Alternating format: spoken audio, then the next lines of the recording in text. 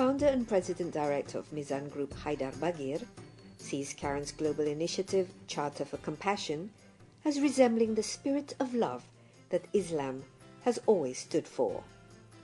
Early this year, together with a number of Muslim leaders in Indonesia, Bagir called for Gerakan Islam Cinta, a movement to reclaim some of the misunderstanding of the interpretation of Islam, as well as to take real actions to have compassion between one another, regardless of one's faith or belief, especially in a pluralistic country such as Indonesia.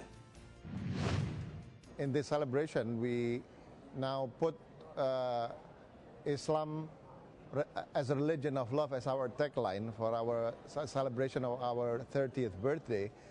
Karen agreed to come. So this is really a very nice coincidence, and we hope that her visit to Jakarta would really endorse our mission to reintroduce Islam as a religion of love, since now the theme of her visit, her speech and lectures here in Jakarta would be religion as a source of compassion for human beings. Now, how we speak to one another, I mean, this is one of the 12 steps of compassion. Tell me a little bit about the 12 steps in terms of, you know, the practical application, and how did you come up with those 12 steps? Well, this probably wouldn't have much resonance in a largely Muslim country, but I thought I wanted to write, because everywhere when I was going around talking about compassion, people were saying, but how do we do this? How do we do this? This is all so hard. What is compassion? I mean, it doesn't mean feeling sorry for people. It means compathein, the word. It means to feel with another person, to put yourself in someone else's shoes. Or Rahman, it's related to the word for womb. And that brings up the idea of mother love. But a mother love is not just an emotion, it's hard work. A mother has to be responsible for that child every single moment of the day and get up every night, even if she's exhausted. And then that cute little baby grows up and can become a horrible disappointment. But still the mother doesn't give up. And there's a Buddhist prayer that says, let us cherish all creatures as a mother her only child. We have to have responsibility for all human beings and all other species, as though that same sense of responsibility. In the Buddhist tradition, compassion, karuna, it means taking responsibility for the pain of the world and realizing that that pain over there, it's my pain too as a human being. And that's very true today, because we've created a global market where we are interconnected more strongly than ever before. We can't exist without one another, so we must try and live together as kindly as we can. 12 steps, it comes from Alcoholics Anonymous. Because to get rid of your addiction because I think we're often addicted to our likes and dislikes. We don't know what we do without our pet hatreds. So the Charter for Compassion, since you started it in 2008, how is it doing now? Well, it's been very interesting to me that people who've come forward to help me have been businessmen.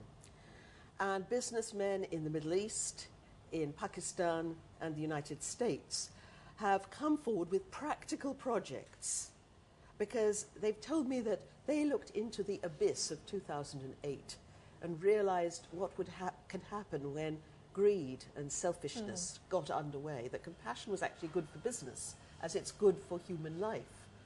And so we've developed a cities campaign where various cities around the world are affirming the Charter and declaring themselves compassionate cities, which doesn't mean that they are compassionate, but that they are going to put compassion on their agenda and try and insert the golden rule practically, realistically and creatively into the difficult realities of urban life in the 21st century. Each year the community will work on a particular project. One city is doing an environmental issue this year. Another city, Louisville in Kentucky, is concentrating on legal matters. So you see this taking off, a compassion as practical steps, not just a good idea. No, because I see it as an urgent global imperative. This, if we want a safe world, a just world, we have to think of other people as though as we would think of ourselves.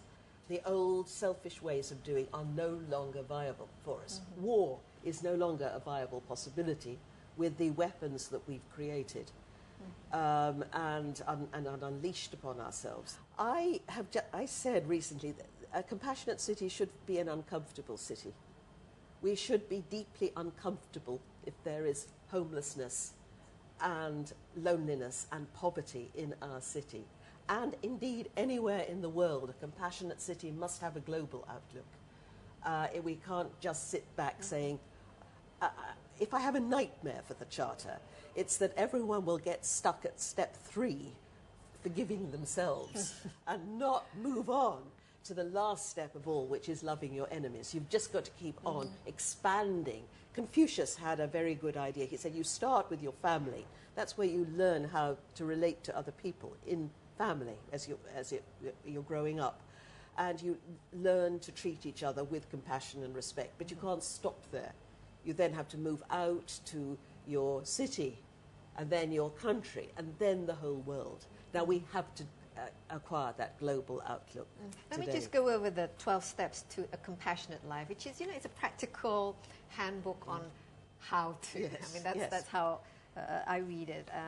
Number 1 is you have to learn about compassion, and the second step is look at your own world, and you mentioned it's important to see the world around you and be uncomfortable if we see suffering. And see, what can I do to make this environment a more compassionate place in my family, in the workplace, in my city, and then as a citizen of a nation.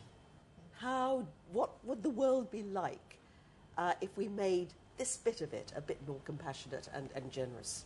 And compassion for yourself. Yes, here we go. It's very important. Some people think, okay, this is a call to maybe perhaps think more about yourself than other people. Yes, but you must realize every single one of us has flaws. And if we're very hard on ourselves, we'll be hard with other people. And you have to say, yes, I am this deeply flawed human being. And it's very important to realize that, because some people say, well, this isn't for me, I'm just an ordinary person.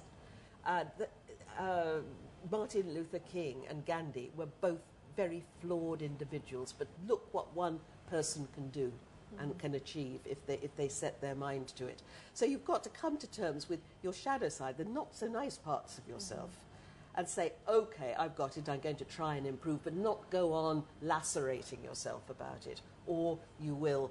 and your pain, acknowledge the pain that you have, because if you dismiss your own pain, you're likely to be dismissive about other people's pain too.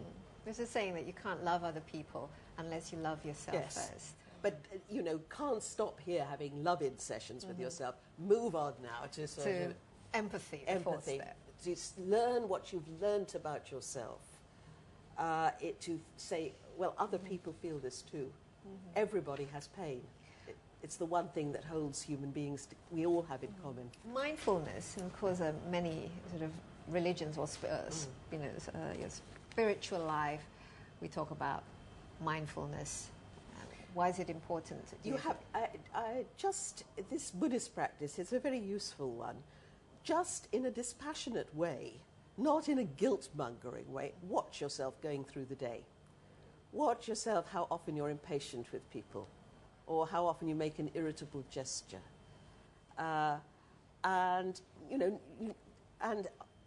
Then notice how if somebody smiles or does something nice for you, how it can brighten the whole day, and you can do that for somebody every day in your life.